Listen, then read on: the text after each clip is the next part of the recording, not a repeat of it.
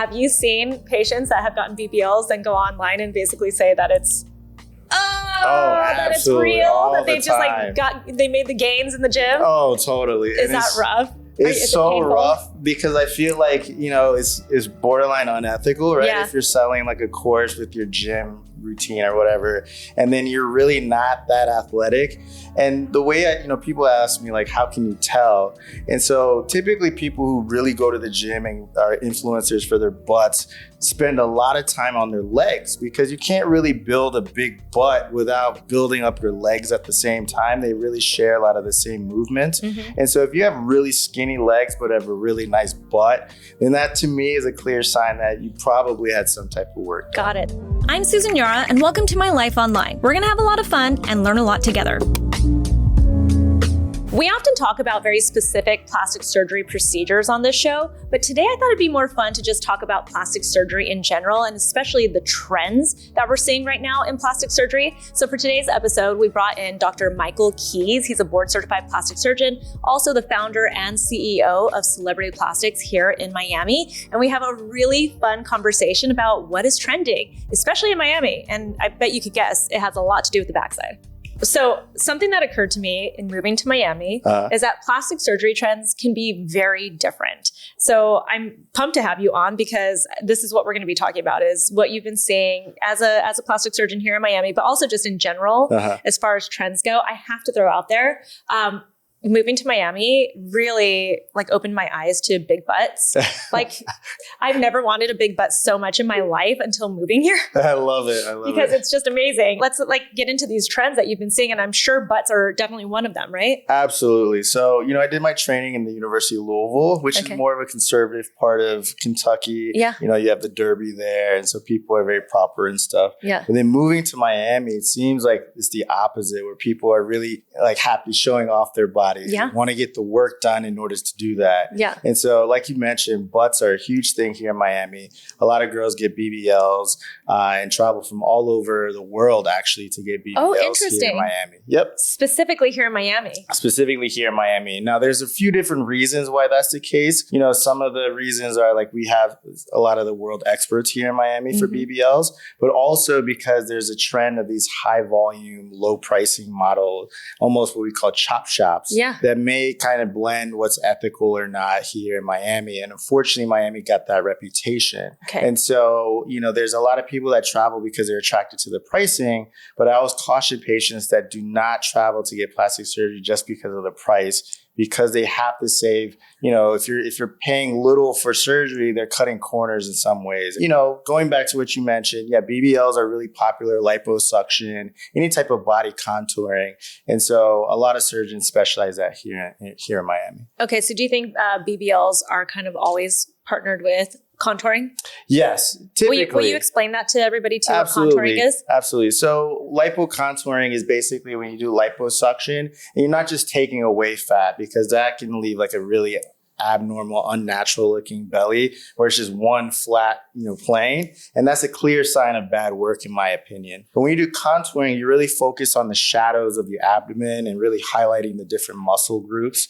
And then that way you can really give a more anatomic correct version of liposuction. And so you can really highlight definition. It can make people look more athletic. And so I typically do high definition contouring whenever I do my liposuction, because I think the results are just better that way. So a little bit of liposuction where you're making this definition called contouring with a BBL. And then you end up with the snatched body, basically. Absolutely. So you end up with a really high definition, athletic looking body. And then in addition, you get the curves that are associated with the BBL.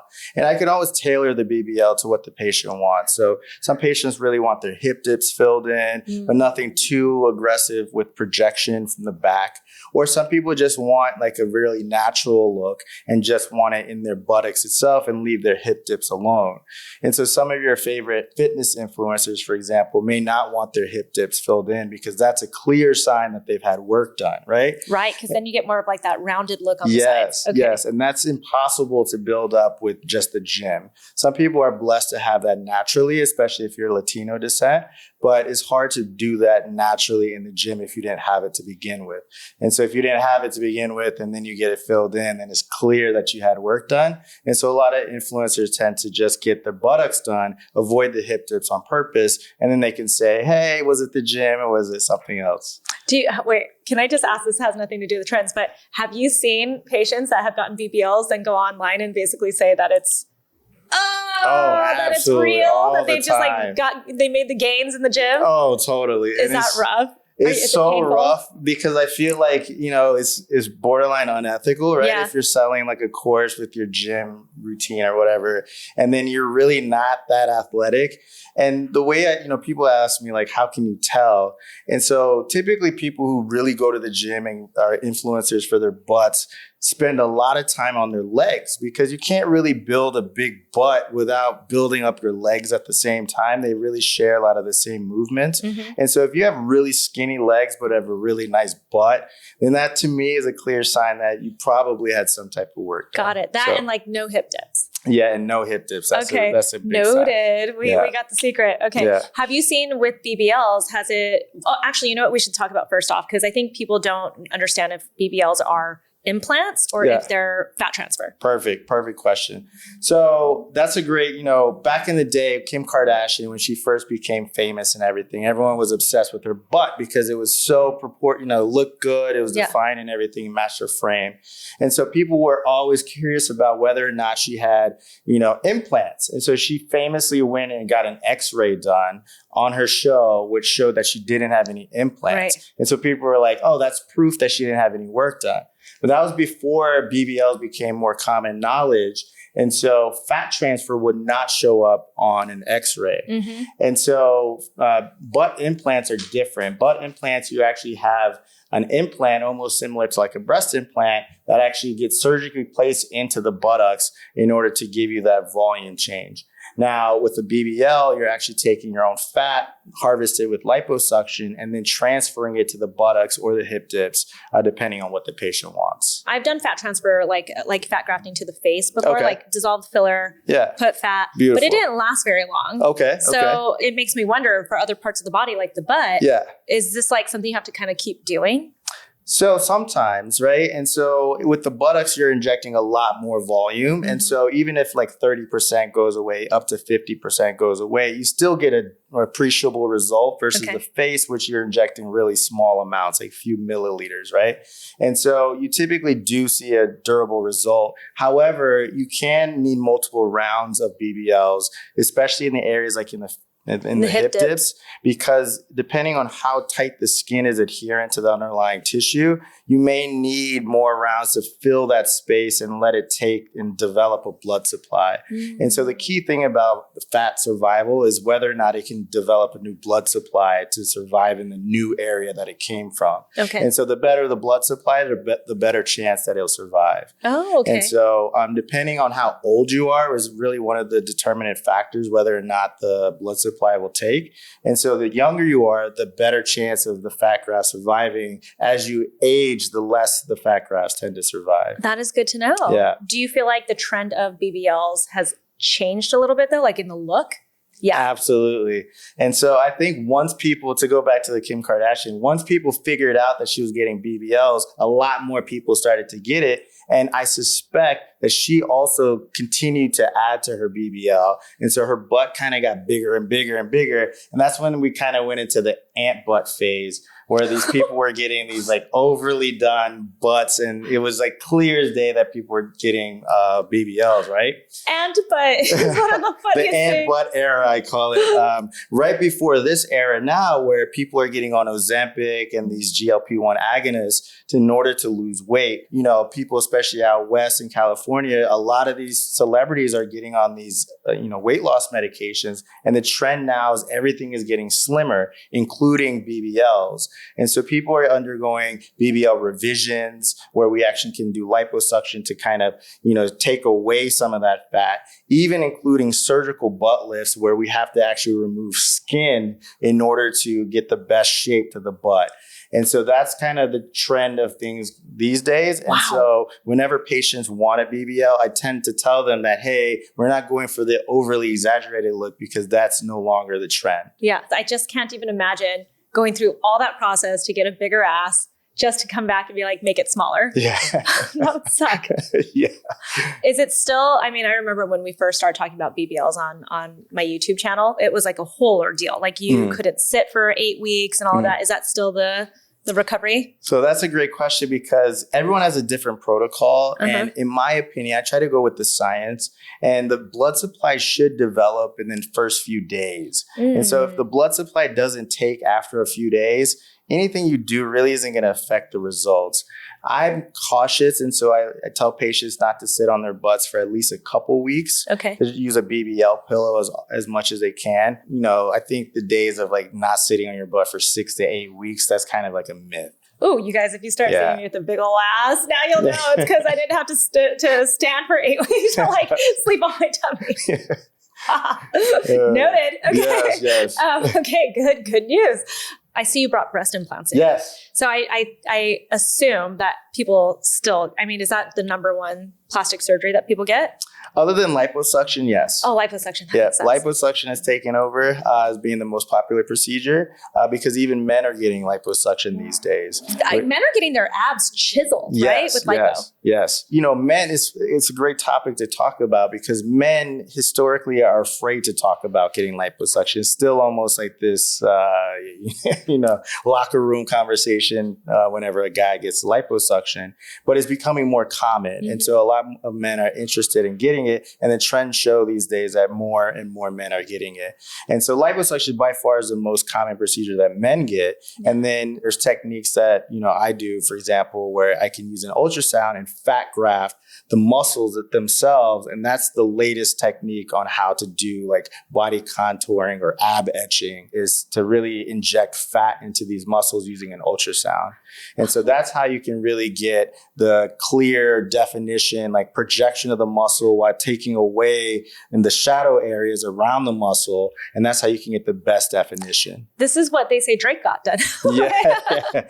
Yes, allegedly Drake got it, but apparently allegedly he had an issue and had to have revisions done. And so that can be a challenge to deal with whenever you have to do with revisions, especially with liposuction. I had seen a supermodel who had gotten like etching done and then got pregnant. Oh. And it was really creepy looking. It was very strange looking. I actually thought it was interesting that she even decided to wear something that showed her belly. Yes. Because she clearly had a six pack, but a belly. So it's like a six pack sitting on top of a belly, which I thought was very interesting. Yeah. That's a great point because, the old way that we used to do liposuction high definition is just to take away areas, but leave fat on top of like the existing areas. So you almost have the ab muscles, but on top of it, you have like a layer of fat that can not feel the same and it's kind of jiggly and stuff. And that's a clear giveaway that someone's had high definition liposuction. However, if you do the other technique where you inject fat into the muscle, then it's not as obvious. It doesn't look as bad because it's actually in the muscle itself. And so it just looks like they're just ripped. You know what I mean? Yeah. But it doesn't look like unnatural as if we had just left the fat over the muscle. So I can take away the fat over the muscle now and let the muscle itself just pop out. And that still makes them look like an athletic versus overly done like the old technique. Right. Yeah. Okay, wait. Since there have been all these advancements in plastic surgery, now I'm doing recon. For a woman after pregnancy who has like slight diastasis recti, where I like will always have a little bit of a gut. I don't want to go through a tummy tuck. We have been in the OR to like record like a tummy tuck procedure. And that by far is the worst procedure I've ever seen. I like just for the little bit that I have, I'm like, you know what, I'm going to deal. But have there been advancements in that? Like, do I have to go through a whole tummy tuck to close it up? Just get like a mini tummy tuck. If you don't have much of a diastasis, you can just get a tiny like mini, almost like a C-section, just a little bit bigger than a C-section incision. And then you can just tunnel up along the diastasis area and then just suture that up. And then if you have a little bit of extra skin in that below the belly button, you can just remove So it doesn't have to be that whole situation. No. If for someone like you, very petite and in shape and otherwise, I would recommend just like a mini tuck. Okay, Yeah. mini tuck. God, I don't know why I didn't ever consider that. Yeah. I guess maybe I should have gone in for a consultation. I was just like, no tummy tuck. It's not happening. Yeah, not a full one. I don't think you need one. So a full tummy tuck is someone who has got a lot of extra skin and has a big diastasis. Then they need, to really tunnel up down to the breastbone here and then fix the whole thing. But if you just have a tiny diastasis, you can stick with the mini tuck. And the recovery is so much better than if you were to get a full tummy tuck. What do we mean by so much better? Like a week. Oh, shoot. Yeah. Okay, wait. Yeah. So appointment. I just told the derm before you, I'm coming in for an appointment. Now I've got plastic surgery on the docket now too. I got you. Absolutely. I love it. Okay, so back to the liposuction though. Since we're talking about recovery time, what is recovery? I've heard that lipo is so painful. It can be, right? It can be, especially if you have someone who's like banging into the muscles and stuff like that. Yeah. And so technique matters as far as recovery. How much volume you take out also matters. Yeah. If you take out a lot of fat, then the recovery is a lot because you have fluid transfers, where people are getting like edema and stuff and they feel lightheaded. And so that can be an issue. Also the pain management afterwards. And so I do a special technique called the ERAS protocols. It's enhanced recovery after surgery. It's an evidence-based pain management regimen that minimizes narcotics. So I have patients that walk in like the day after, even a tummy tuck, which historically is a very painful procedure, but they're walking in fine. They don't even need assistance. And that's all because the ERAS protocol targets different pathways for pain. So you have a neuropathic pain pathway that can deal with the nerves. You have an anti-inflammatory pathway that is with an NSAID. And then you just have the standard like opioid and stuff for narcotic pain relief. But that's more for breakthrough pain. But as long as you're taking the regimen scheduled as I prescribe it, then your pain is minimal. Okay, so recovery seems like it's fairly easy then if you go to the right person.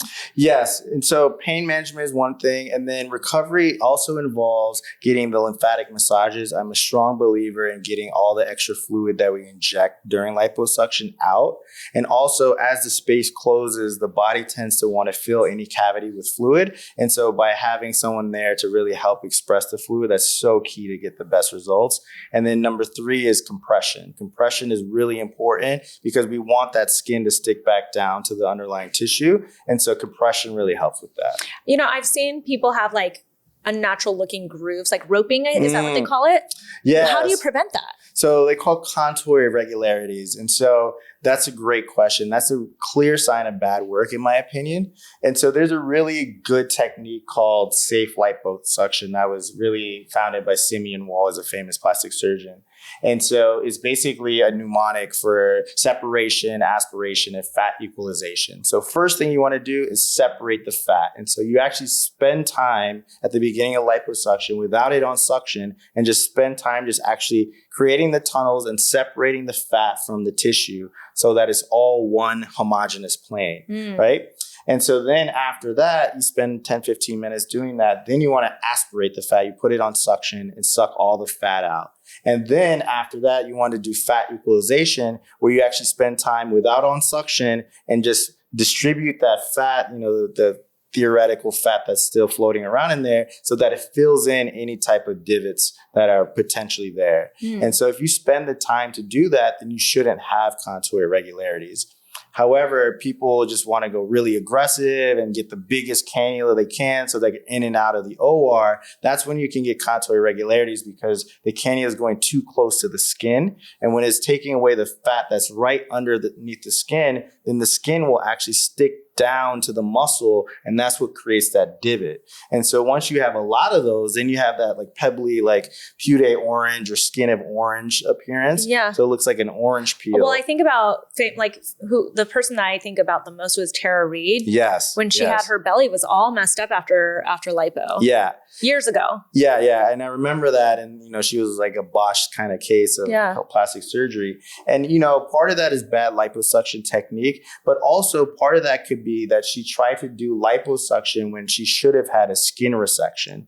And so if you have a lot of skin and you take out all the fat, then the skin is going to stick down all weird because it's just too much skin there. It's almost like if you have a garbage bag full of groceries or something and you just take out the groceries, the skin is still going to just like fold on itself and look bad. And so I always caution patients who have a lot of extra skin that they probably need a tummy tuck in addition to the liposuction to get the best results. Okay, is it fixable? Like if you get the weird roping or Yeah, whatever? absolutely. And so part of it may just to do a skin resection where you just kind of elevate the tissue, pull down as tight as you can so it's nice and smooth, and then just remove the extra skin. But you're going to trade yourself. You're going to have a tummy tuck incision. The other option for like more subtle deformities is to do fat grafting. Oh, like to fill it. Yeah, to fill the space. So you can go back in with the liposuction, release all those bands that are tethered down, and then fill the space with a little bit of fat. Oh, interesting. It's like you go in there to remove it and then you go back in to add some back in. Yeah. So lipo for men is definitely one of the biggest ones. Yes. How about for women though? Yeah. Lipo is number one for Just women in as general. well. Yeah, just in general, lipo is the number one procedure. And then for women, breast augmentation is still Okay. number two. When you say augmentation, not just implants, but reduction also. No, actually No. strictly breast implants. Breast implants. Breast Okay. augmentation. So we're adding to the breast. Has the trend in size changed? Yes. Okay. So that's a great point. So just like we were talking about BBLs, where these overly dramatic butts are now trending towards smaller, back in the day with like Pam Anderson on Baywatch and everything, huge boobs were a trend. Yeah. And so nowadays, as people are losing weight, they don't have space for those big implants. And so the trend is to go smaller. And so I always tell patients that there is a theoretical maximum size for your implants, that you shouldn't go much bigger than what I recommend, because the maximum size that I recommend is actually the width of your chest. And so if you have an implant that is bigger than the space on your chest, it's inevitably going to go into your armpit. And that's how you get like malposition of implants. That's how you get like the side boob appearance. And I always tell patients that if you have too big of an implant, it actually makes you look heavy, Right. right? It makes you look like you gain weight rather than, something tasteful. Yeah. And so theoretically, there is a limit that I tell my patients. And from there, we can make a decision like what projection do they want, what kind of cohesiveness. And so that's one way we decide what implant is perfect for you. Let's take a look at the implants because you brought them. Now I'm going to have to feel all the implants. Yes. So first up, I have different profiles. So here you can see a moderate profile. This is a full profile. And then this is an extra high profile. So you can see that the shapes are different. So this is more of a shape change. And so the higher the profile, the more rounder the appearance and the smaller the base width. And the reason for that is, as you can see, this is a much narrower implant compared to the moderate profile implant. And that's because whereas the moderate is wider, the high profile is more projecting. And so that's where that extra volume is. So all of these implants are the same volume. So they're all, I think, 365 cc's, but they're all shaped differently because of the profile difference. And so if you really want like a augmented look, then you want a higher profile. Like this one. Yeah, so that's going to give you like the bolted on appearance almost. But if you really want a natural result, then either get a full profile or moderate profile. And so we use different profiles to accomplish different things. What's most popular though? Most popular, I would say, is full profile. Like this. Not that one, but like, let me see. Is that one? Yeah. This one. Yeah, that one's the most popular. Full profile. Because it's kind of in between like the really flat, moderate profile and the really augmented look with the extra high profile. Right. You know what was funny is, so we produced some videos in the OR also for breast augmentation. And what never occurred to me when I would always look at these implants, I'd always be looking at them like this. But then it never occurred to me that we should actually be looking at them sort of like this, right? Because this is how they're actually going to be standing. When you're standing up or sitting upright, your boobs are sitting like this. Exactly. Right? Exactly. And that's so true. And that's how you can really tell the projection. And so like when you see like this is a really high projecting implant. And so, looking at it from the side here, you can see that it sticks out a lot more, but it's also smaller in width, right? And so you have to really tailor the implant to the patient's chest, because you don't want a too narrow implant if the patient has a wide chest, because then they almost look like they have a rock in a sock kind of appearance. And so you don't want too narrow. Like a balloon. Yeah. It just looks unnatural. So you want an implant that actually fills the space decently and also accomplishes the projection that you want. So here we have different implants, and they are all different cohesiveness. What do you mean by cohesiveness? So cohesiveness is how the silicone sticks together. And so nowadays you've heard probably the gummy bear implants, right? Yeah. And so those are very cohesive implants. They all stick together very well. And so they keep their shape, even if the shell, the outer layer of the implant is cut. And so just like a gummy bear, if you cut a gummy bear in half, it still looks like a gummy bear. And that's what the latest technology for implants do. Okay. Back in the day, they used to be filled with silicone, like liquid silicone. And so if there's a rupture in the silicone shell, then they just leak everywhere and it's a mess inside the cavity. But nowadays, if the implant ruptures, it stays together. Interesting. So here you can feel the different. How big are these ones? So these are 335. But then they range from highly cohesive. This is the most cohesive. So you can see that when you feel it, it just feels firmer, like it keeps its shape. But would that feel less natural then? Not necessarily, because when I hold it like this, yeah, you're right. Like it doesn't drop like a teardrop. It doesn't. And so this is like the middle tier of cohesiveness. And then the other one, this is the least cohesive. Oh. So you can see when you hold that it ripples, right? See how the shell can ripple? So this can actually be seen out through the skin if you have really thin breast tissue. Oh, so it might actually be more natural looking with the more cohesive. Yes.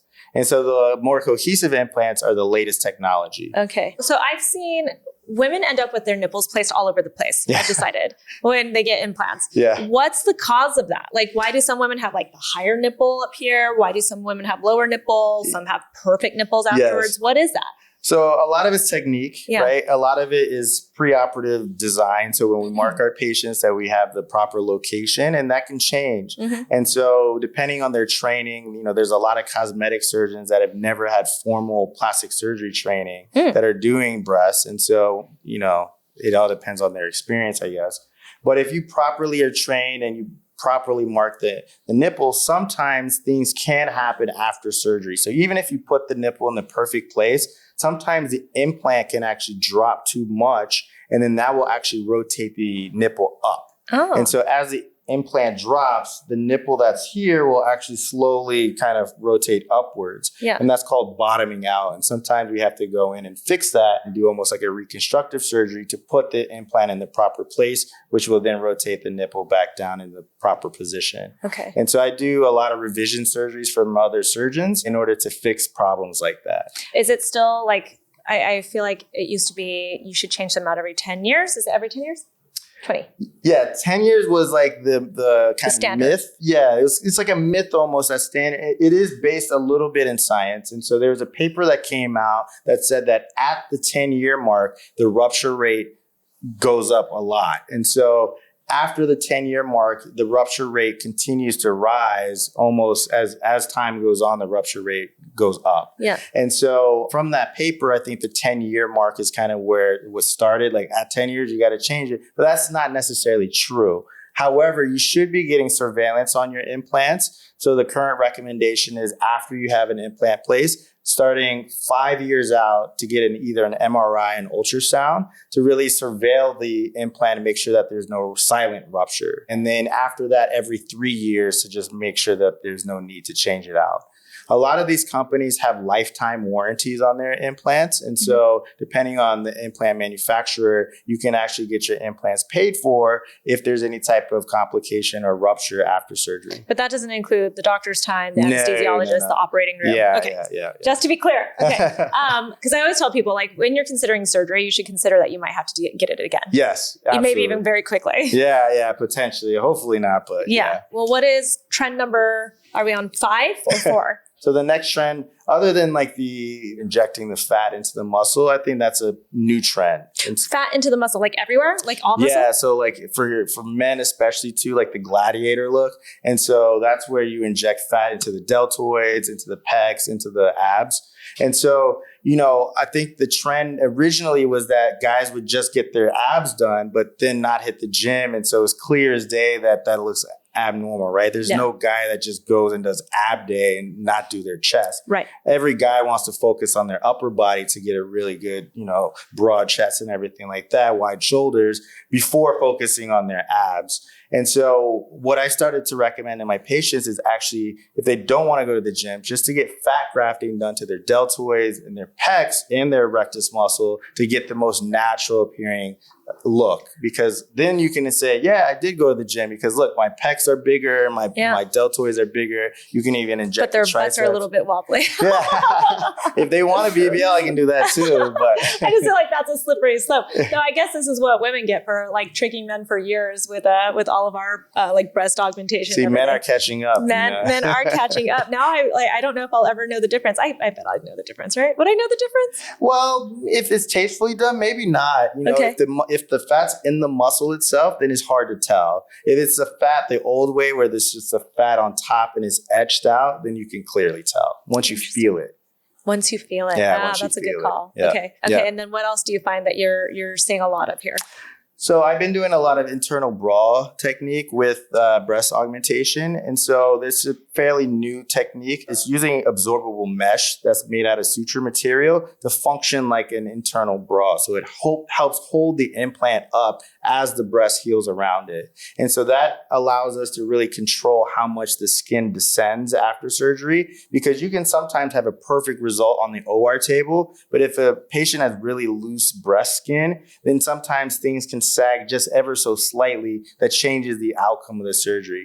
And so by having that support there, you just really lock in how everything looks and it heals just the way we look on the OR table. So you don't end up with that anchor scar from like a lift or a reduction. Well, you still may, depending on how much skin is removed, but it's not, it doesn't sag as much. So just like we talked about, there may be a little malposition of the nipple, for example. You can avoid that by doing the internal bra technique. Interesting. I actually have had friends do the internal bra technique. Oh, very nice. Very recently. Like I like know at least 2 people now. Oh, that wow. have done it. That's cool. Yeah. Were they happy with their results? I think so. Yeah. Yeah. Amazing. Well, and I had no idea because I thought like I knew about mesh, but I didn't realize it just like absorbs into the body. Yeah, yeah. And so they've actually done histology slides where they put a capsule that's just from natural, like regular surgery, and then a capsule that had the mesh. And they've seen that there is a difference in the thickness of the tissue. So it does create more collagen. So there is more support based on the mesh absorbing into the tissue. Who is this person that's got one tit that's perfect? One that's like, okay. I know, right? How did they do that study? Did they go in and fix it later? I'm very curious. So internal bras, anything else that's really cool and trendy? We talked about facelifts. We talked about liposuction techniques. I think the high definition tummy tuck is also a cool trend.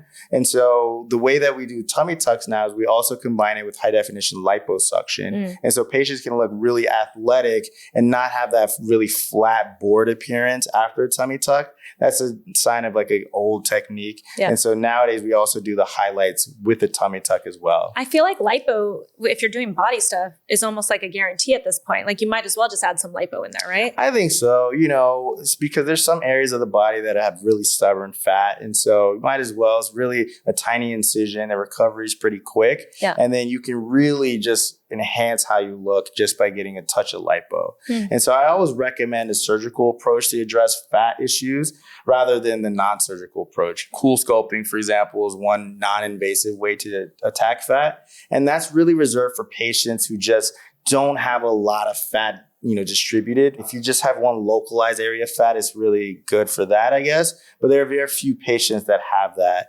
and so I always recommend surgical approaches because even with cool sculpting, sometimes you need multiple rounds. Yeah. And by then it's the same cost as surgery. You might as well have just done the surgery and had it faster and just have the result. Exactly, right? Yeah. Just one round of recovery versus having to recover each time you get cool sculpting. Yeah, that makes sense. Okay, with tummy tucks. Yes. How do you avoid getting the weird belly button? That's a great question. So a lot of it's the design, right? And so if you really know how to design a belly button, then you can really get a natural result. And so what I focus on whenever I make my belly buttons is to make a vertical belly button. You don't want a sad belly button that's sideways. We actually call it a sad belly button. But, but you know, a really natural appearing belly button is vertical. There's more height to it than width. And so that's one of the key things. And then also what the patient had naturally, right? And so a lot of times after pregnancy, the belly button actually sags because there's so much weight from the uterus on top of the umbilical. And as the skin stretches, everything is pulled down with gravity, right? Mm-hmm. And so a lot of times I actually put my belly button as high as I can naturally with this umbilical stalk. I try to angle it so it's as high as it can be on the abdomen because the location of the belly button is also important for a natural looking belly button. Right. If your belly button's really close to your groin area, then that's a sign that it's not as natural looking. But if you want the most natural result, you should try to put it in the mid, like between the xiphoid and the pubis, right in that middle zone. Mm-hmm. Yeah. Do you always have to reconstruct your belly button when you get a tummy tuck? You don't always. For example, for a mini, we don't touch the belly button. Oh, good. Okay. And so sometimes actually, if a belly button's too high too, with a mini, you can just pull it down and not have to address the belly button. You have to make an incision around it. However, with most tummy tucks, if it's a full tummy tuck, you do have to create a new belly button because that skin is pulled all the way down. And if we didn't remove the belly button, then the belly button would be right by the incision. And that's obviously that's weird. Yeah. One last question. Okay. Just to kind of wrap this up, especially when it comes to the face and facelift, I actually ask every plastic surgeon this, whether it's on camera or not. Biostimulators and rejuvenating injectables are really big now, right? Yes. I've seen so many plastic surgeons say that facelifts now are hard. Or brow lifts, all of it because of this, because of like the scar tissue that's being created and stuff. Do you feel like that's true, or do you feel like now we're like figuring this out because it's so trendy to get biostimulators? I think it's true, especially with like threads, for example. A lot of injectors are doing threads that honestly shouldn't be doing it. Threads were a thing in the past. They were actually made of permanent suture back in the day. Now they're back, but they're just absorbable. So they create collagen and stuff, which they do. But collagen is actually just scar tissue, right? Right. Scar tissue technically is collagen. And so whenever you're doing these threads, sometimes patients are getting threads deeper than they should be. And so you're seeing these like scar tissue that are in different planes. And so it does make dissecting a facelift a lot harder whenever everything's like cement and stuck together. We are seeing that these patients who are getting these biostimulators are having difficult facelifts, and you just have to be very cautious whenever you're doing it. But it's still possible. It's still possible. The doctor just needs to know all the stuff you've done to your face. You just need to be really upfront with your doctor so that they can prepare for, dealing with scar tissue ahead of time. But a good surgeon, even if they encounter, should be able to deal with it. Besides threads, what are the other biostimulators that cause Sculptra is one of them. And so that creates an inflammatory response in collagen. There's also permanent fillers that can cause a lot of scarring. Like Radius. Well. Yeah, Radius is one of them. Calcium hydroxyapatite. And then there's like Bellatero, which also is a permanent filler. And so depending on where it's injected, you may encounter it during your dissection for a facelift. Okay, good to know. This was so fun and informative. And I feel like now I've got like another couple like procedures on my list of things to do. So very exciting. Thank you for coming in. I appreciate it. Thank you so much for having me. You're awesome. And I'm super happy to be here. So. Thank you. Thank you. Thanks for joining us on this episode of My Life Online. If you enjoyed this podcast, make sure to follow, rate, and review, and also share it with a friend so we can continue making great episodes for you. You can also find me on social media. I'm at Susan Yara. And if you enjoy beauty, especially skincare, make sure to check out my YouTube channel, Mixed Makeup. I'll talk to you soon.